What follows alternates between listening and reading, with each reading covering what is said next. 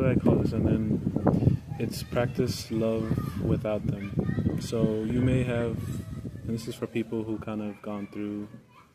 you know, breakup after breakup, or breakup after breakup, or jump into another relationship where you feel like you've had multiple people on your heart to love, but you're just never given yourself permission to love properly. And the first thing I think